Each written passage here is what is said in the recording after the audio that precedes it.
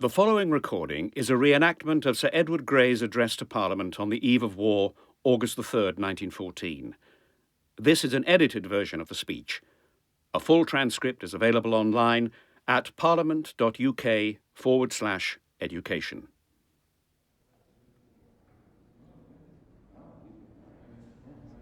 Last week, I stated that we were working for peace not only for this country, but to preserve the peace of Europe. Today, events move so rapidly that it is exceedingly difficult to state with technical accuracy the actual state of affairs, but it is clear that the peace of Europe cannot be preserved. Russia and Germany, at any rate, have declared war upon each other. First of all, let me say very shortly that we have consistently worked with a single mind, with all the earnestness in our power, to preserve peace. The House may be satisfied on that point.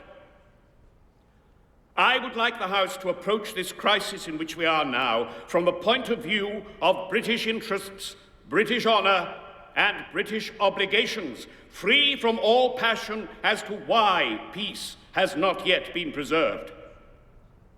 The situation in the present crisis has originated in a dispute between Austria and Serbia. France are involved in it because of their obligation to honour under a definite alliance with Russia.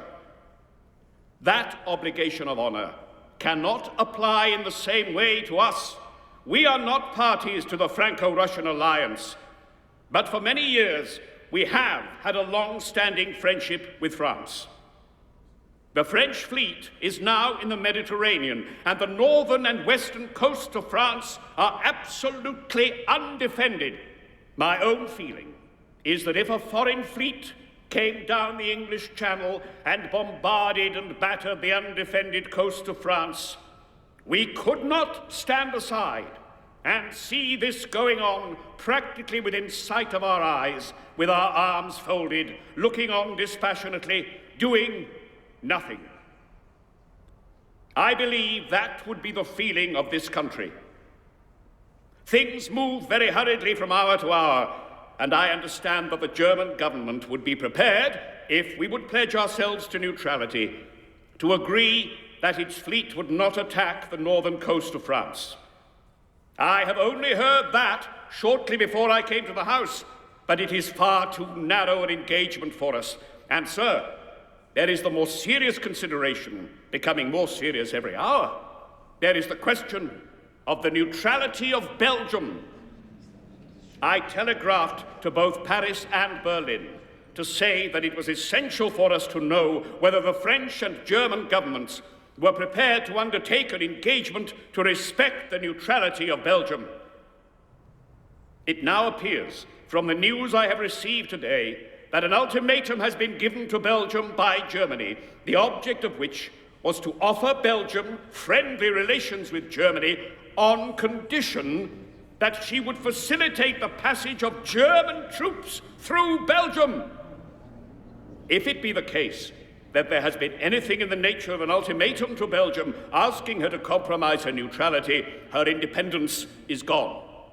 If her independence goes, the independence of Holland will follow. I ask the House, from the point of view of British interests, to consider what may be at stake. If France is beaten in a struggle of life and death, beaten to her knees, loses her position as a great power, becomes subordinate to the will and power of one greater than herself, if that were to happen, and if Belgium fell under the same dominating influence, and then Holland, and then Denmark, then would not Mr. Gladstone's words come true? That just opposite to us, there would be a common interest against the unmeasured aggrandizement of any power? It may be said, I suppose, but we might stand aside, husband our strength, and that, whatever happened in the course of this war, at the end of it, intervene with effect to put things right, and to adjust them to our own point of view, if, in a crisis like this, we run away from those obligations of honour and interest as regards the Belgian Treaty. I doubt whether, whatever material force we might have at the end, it would be of very much value in face of the respect that we should have lost. We are going to suffer, I am afraid, terribly in this war, whether we are in it or whether we stand aside. The Belgian treaty obligations, the possible position in the Mediterranean with damage to British interests, and what may happen to France from our failure to support France if we were to say that all those things matter nothing, whereas nothing, and to say we would stand aside, we should, I believe, sacrifice our respect and good name and reputation before the world, and should not escape the most serious and grave economic consequences. The most awful responsibility is resting upon the government in deciding what to advise the House of Commons to do. We worked for peace up to the last moment and beyond the last moment. How hard, how persistently, and how earnestly we strove for peace last week. But that is over. As far as the peace of Europe is concerned, we are now face to face with the situation and all the consequences which it may yet have to unfold.